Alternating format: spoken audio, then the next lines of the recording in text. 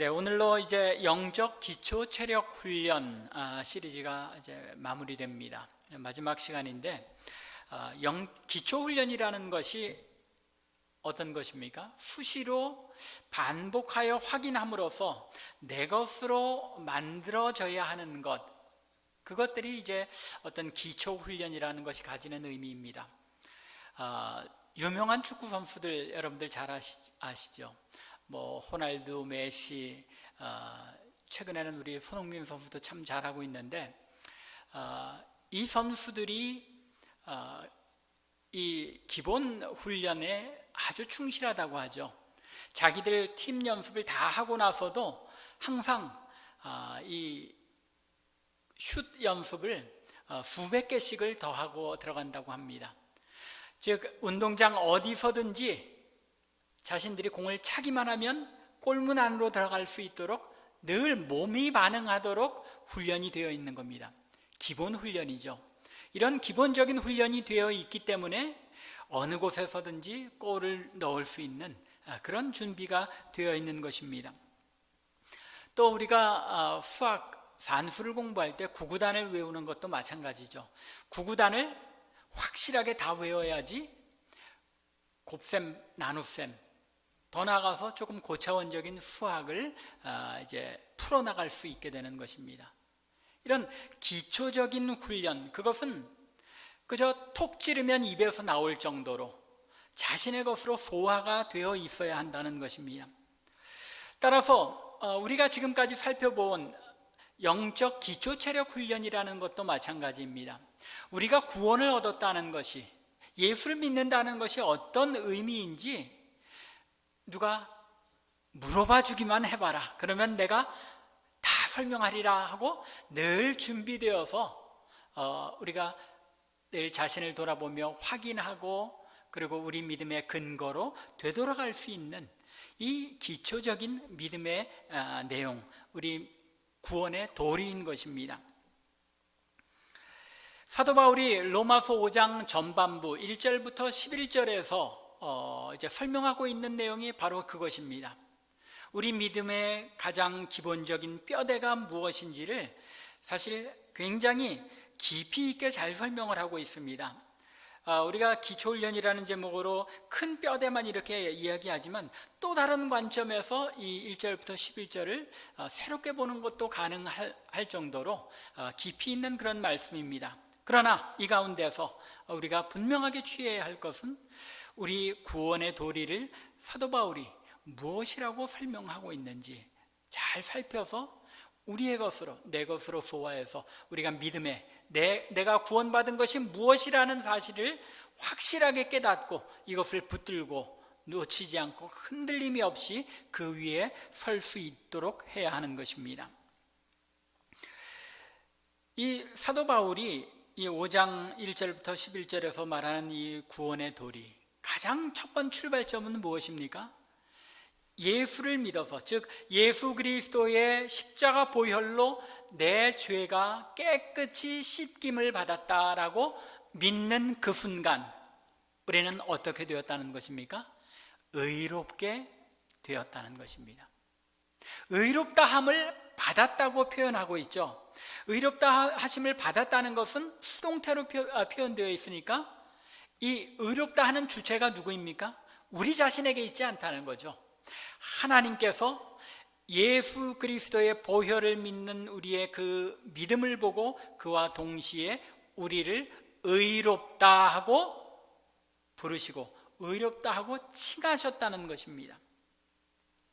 내가 내 능력이나 내 공로로 얻은 게 아니고 믿음으로 의롭다 하심을 받은 것, 그것이 하나님의 은혜로 우리 가운데 이루어진 것이라는 말입니다. 그리고 우리가 이미 예수를 믿어 의롭다 하심을 받았기 때문에 우리와 하나님 사이에 뭐가 이루어진 겁니까?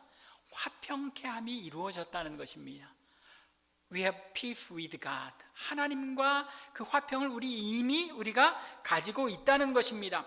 화평한 상태가 되려고 마지막 구원을 얻는 그 순간까지 어떻게든지 하나님 앞에 화평을 이루려고 노력해야 하는 그런 것이 아니라 우리는 이미 그 화평을 우리 안에 가진 자로서 그 화평함을 누리는 그런 삶을 살아가게 되었다는 것입니다. 이미 의롭게 되었기 때문에 화평케 되었다는 것입니다. 그리고 그 화평함이 우리를 어떤 자리에 이르겠습니까? 하나님의 자녀가 되게 하셨죠.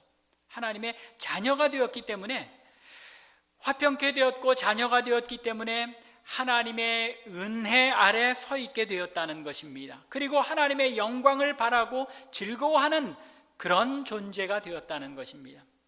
지금까지 말씀드린 이 내용이 어디서 이루어진 것입니까? 우리 안에 이루어진 존재의 변화이죠. 의롭게 되었다는 것, 겉으로 드러나지 않습니다. 물론 우리가 그리스도인으로 살아가는 가운데 의롭게 된 삶이 나타나지만, 그 존재의 변화로 우리의 안에서 내적인 변화로 이런 의롭게 되고, 또 하나님과 화평하게 되었고, 또 하나님의 은혜 안에 서 있게 되고 하나님의 영광을 즐거워하는 그런 존재가 되었다는 것입니다. 한 번 자녀이면 영원한 자녀이죠.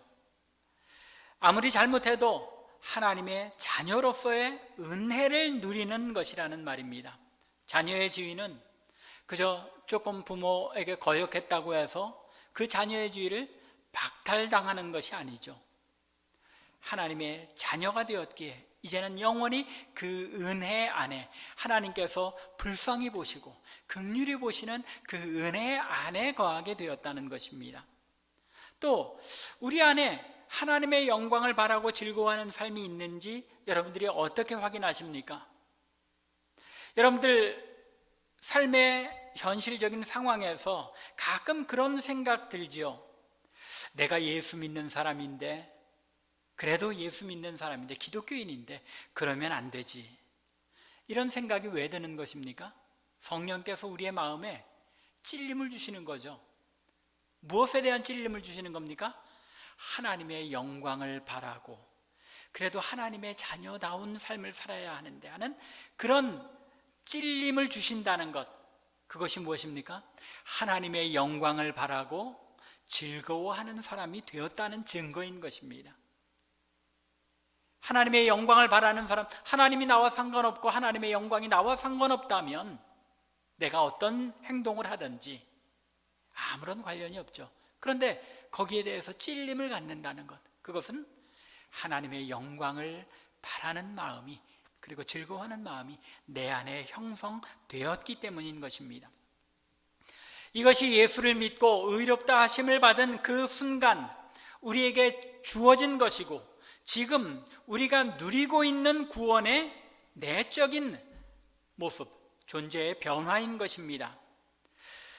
이런 내적인 존재의 변화가 우리의 삶에 반영되어 나타난 모습이 어떤 것입니까?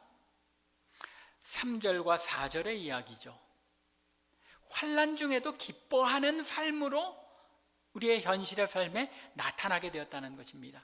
1절과 2절에서는 우리의 내적인 변화가, 의롭다함을 받음으로써 이루어진 내적인 변화가 무엇인지를 설명했는데, 이제는 외적으로 우리의 현실의 삶에서 드러나게 되는 모습이 무엇이냐?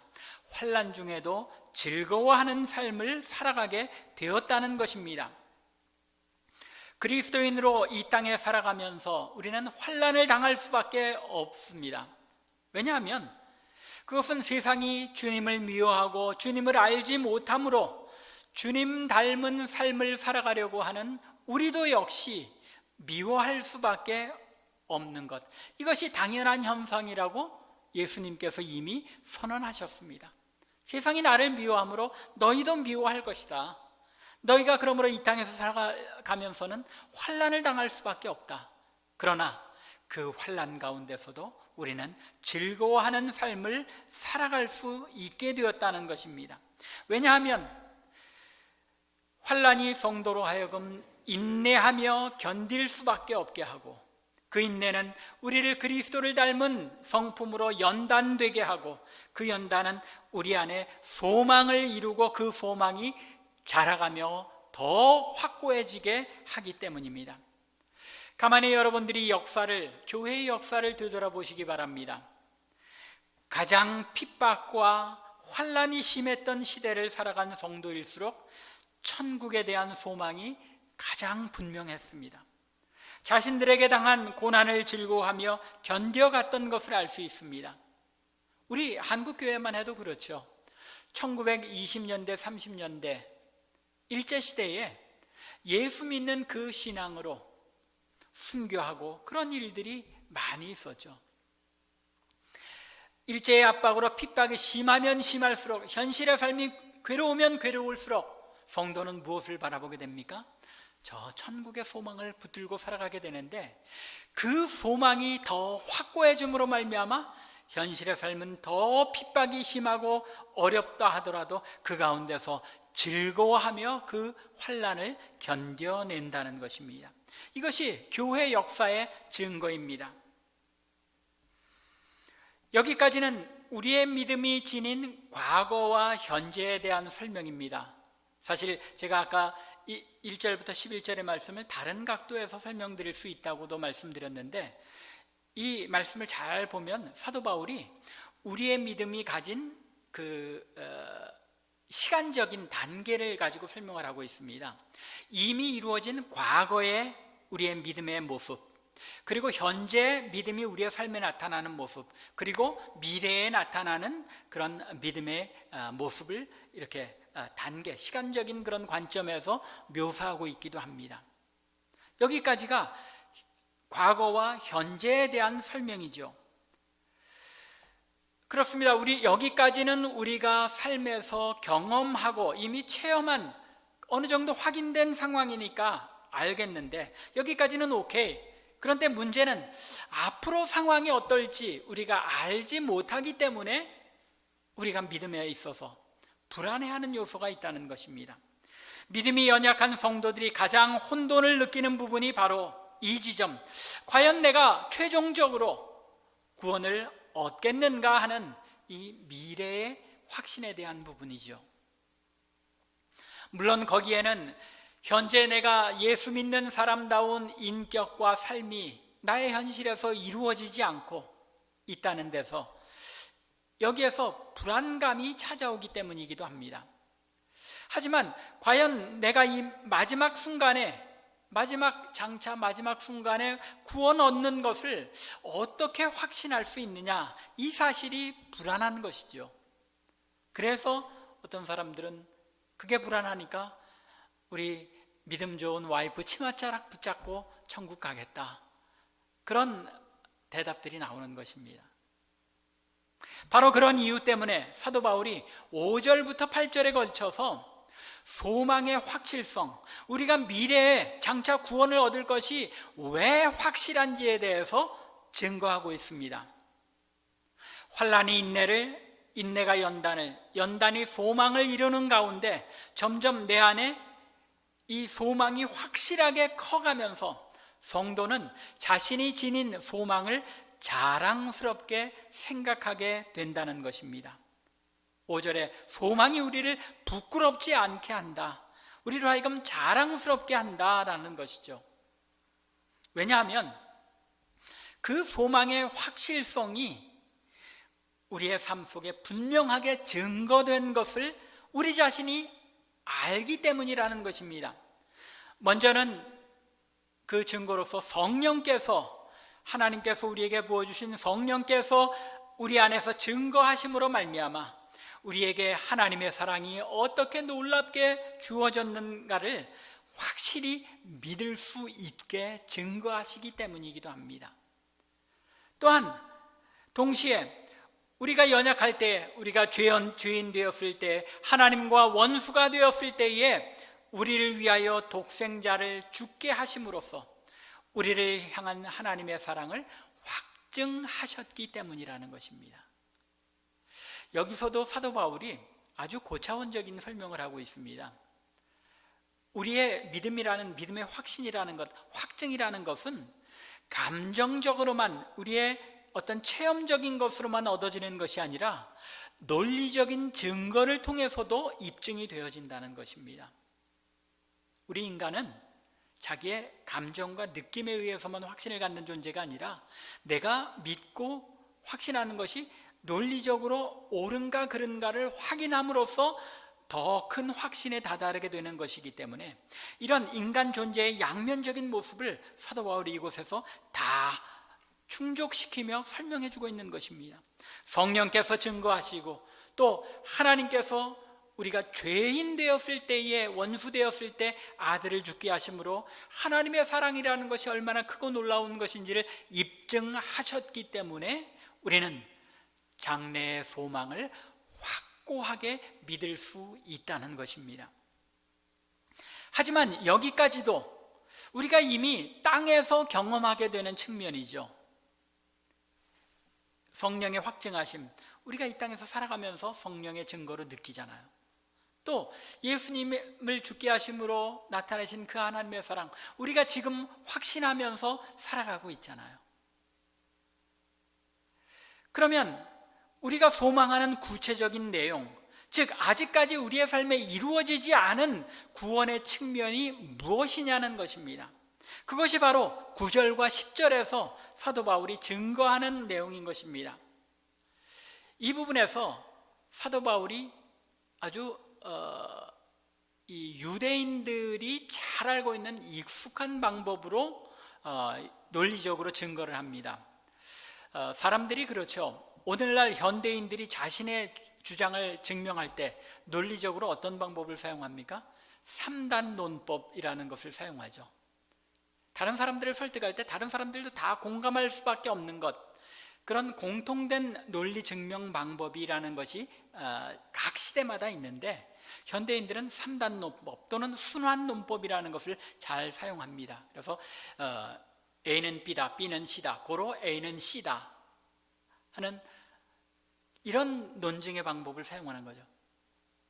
모두가 공감할 수 있는 그런 방법으로 설득해야만 공감하는 것처럼 사도 바울도 이 부분에서 그 당시 유대인, 1세기의 유대인들이 즐겨 사용하는 논증 방법을 사용하고 있습니다. 어떤 방법이냐 하면은 유대인들은 큰 것을 이야기하고 큰 것이 이루어졌기 때문에 작은 것은 당연하게 이루어진다 하는 그런 논리를 주로 사용했습니다. 대표적인 것이 로마서 8장 32절에 보면 사도 바울이 이런 논증을 하죠. 자기 아들을 아끼지 아니하시고 우리 모든 사람을 위하여 내주신 이가 어찌 그 아들과 함께 모든 것을 우리에게 주시지 아니하겠느냐.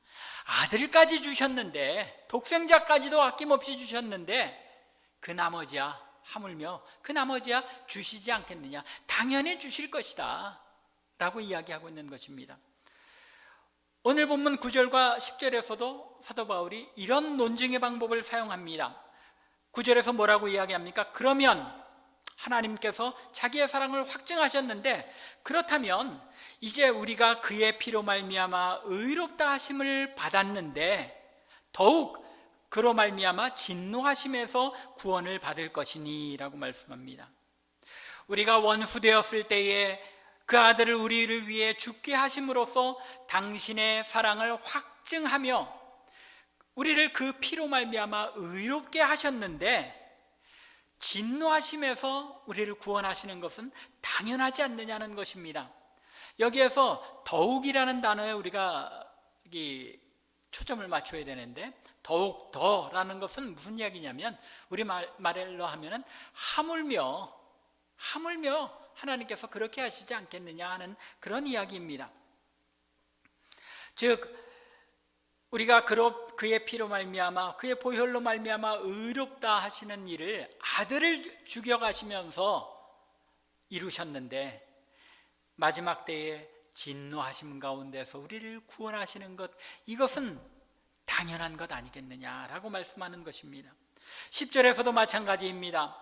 우리가 원수 되었을 때에 그의 아들의 죽으심으로 말미암아 하나님과 화목하게 되었은즉 화목하게 된 자로서는 더욱 그의 살아나심으로 말미암아 구원을 받을 것이니라.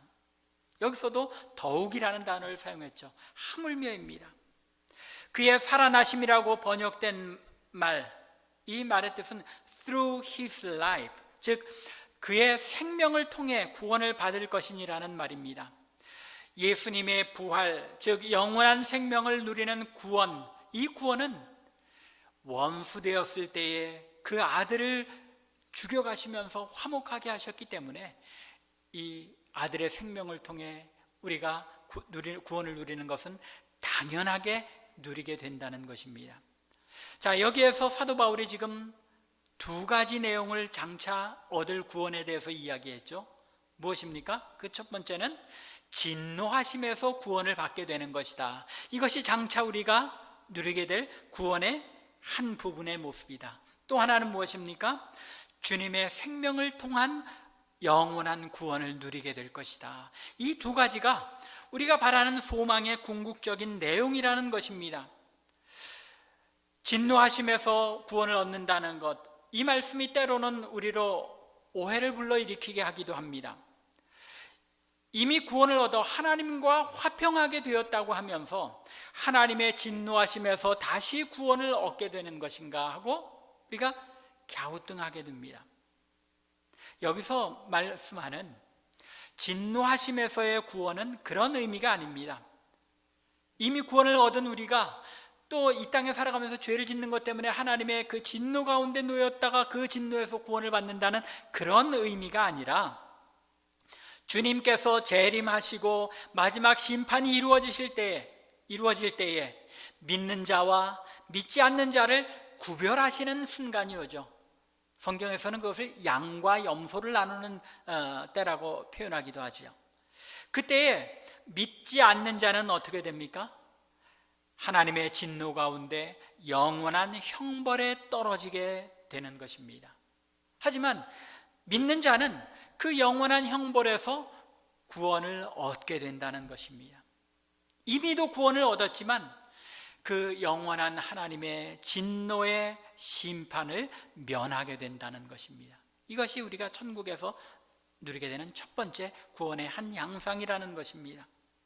그리고 두 번째 소망의 내용, 그것은 부활하신 주님께서 누리시는 그 몸과 영원한 생명을 누리는 이 영광스러운 생명을 우리도 누리게 된다는 것입니다. 이 부분은 사실 굉장히 폭넓은 내용을 포함하고 있습니다. 앞에서 이미 언급한 것처럼 여기에 번역이 조금은 이해하기가 어렵게 되어 있죠. 그의 살아나심으로 말미암아라고 우리 성경이 번역하고 있습니다.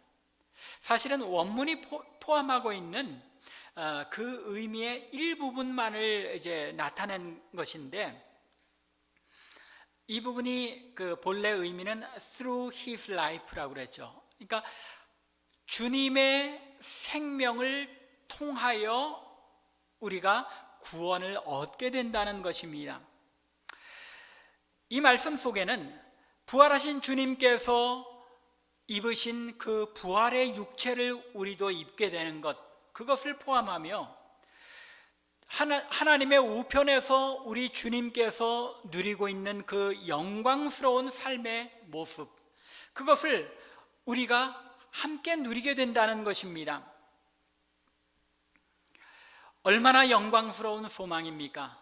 주님께서 하나님 보좌 우편에서 하나님과 그 천사들과 함께 하나님을 경배하며 하나님의 영광 가운데 누리는 그 영원한 생명의 모습, 그것을 우리도 누리게 된다는 것입니다. 그래서 사도 바울은 다시 한번 11절에서 이 영광스러운 삶에 대한 소망 때문에 우리는 다시금 현재의 삶에서 하나님을 즐거워하게 된다고 성도의 삶의 원리를 설명하고 있는 것입니다. 미래에 이루어질 소망이죠. 하나님의 진노하심에서 구원을 받음과 동시에 주님께서 하나님 나라에서 누리는 그 영광스러운 삶의 모습을 우리도 누리면서 살아가게 되는 그런 영원한 구원을 우리가 누리게 된다는 것입니다. 이 소망에 대한 확신이 점점 더 우리 안에 커가고 주님의 그 사랑의 부으심과 성령의 증거하심으로 말미암아 이 확신이 커갈수록 우리의 삶은 어떻게 되겠습니까? 11절에 말씀 있는 대로 그뿐 아니라 이 소망을 가지고 장차 이루어질 그 소망을 바라볼 뿐만 아니라 지금 현실의 삶 속에서 우리로 화목하게 하신 주 예수 그리스도로 말미암아 하나님 안에서 또한 즐거워하느니라. 우리가 이 땅에서 하나님을 즐거워하는 삶, 하나님의 영광을 즐거워하는 삶을 살지 못하는 이유가 어디에 있는 것입니까? 영원한 구원에 대한 소망이 우리에게 분명하지 않기 때문에 이 땅에서의 삶이 괴롭고 진저리 칠 만큼 힘들 수밖에 없다는 것입니다. 영원한 천국에 대한 소망, 영원한 구원에 대한 소망이 확고할수록 하나님께서 우리로 하여금 누리게 하실 그 영원한 영광스러운 삶의 모습에 대하여 확고하게 확신할수록 이 땅에서 우리는 무엇을 즐거워하는 것입니까? 아무리 어렵고 힘든 삶이라 할지라도 하나님으로 인하여, 우리의 삶을 주관하시는 그 하나님으로 인하여 즐거워하며 기뻐하며 영광 가운데 살아갈 수 있게 된다는 것입니다. 이것이 그리스도인들이 이 땅에서 누리게 되는 그 삶의 비밀이요 영광인 것입니다. 이 구원의 도리들을, 이 구원의 내용들을 늘 마음에 간직하고 수시로 꺼내 확인하시기 바랍니다. 우리는 예수님께서 내 죄를 위해 십자가에 피 흘려 돌아가셨다는 사실을 믿는 그 순간 이미 하나님 앞에 의롭게 되었습니다. 이처럼 십자가의 보혈로 의롭게 된 그 순간 또한 하나님과 화평케 되어 하나님의 자녀가 되었습니다. 화평케 되어 자녀가 되었기에 은혜의 자리에 서게 되었으며 다시는 하나님의 진노의 형벌에 떨어지지 않을 수 있게 된 것입니다. 그리고 하나님의 영광을 바라고 즐거워하는 삶을 살게 된 것입니다. 이러한 존재의 변화가 이 땅에 살아가면서 우리의 삶 속에 어떤 모습으로 나타난다고요? 환난 중에도 즐거워하는 현실적인 삶의 모습으로 나타나게 된다는 것입니다.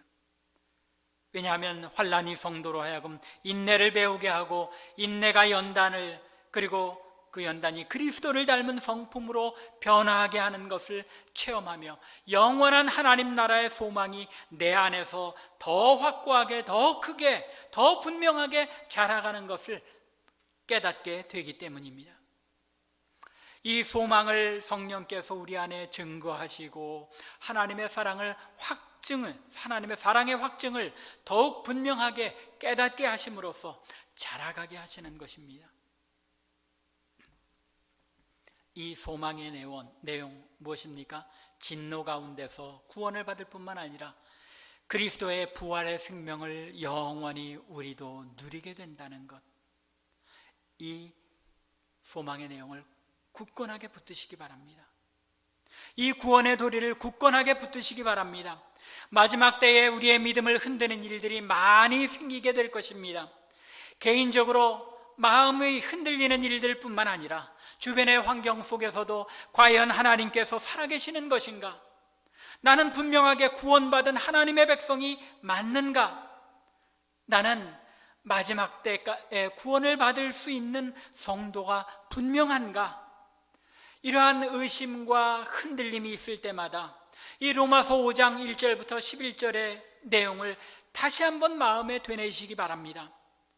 성도로 이 땅을 살아간다는 것, 얼마나 영광스러운 구원을 누리는 삶인지 다시금 확신하며 영광스러운 하나님 나라, 그 나라의 영광, 우리가 누리며 살아갈 영광스러운 생명을 바라보며 하나님만으로 즐거워하며 현재 우리의 삶 속에서 능히 환난과 어려움과 그 모든 두려움을 이기고 극복하며 하나님만으로 즐거워하는 저와 여러분들, 우리 참빛교회 성도들 되시기를 주님의 이름으로 간절히 축원합니다. 기도드리겠습니다.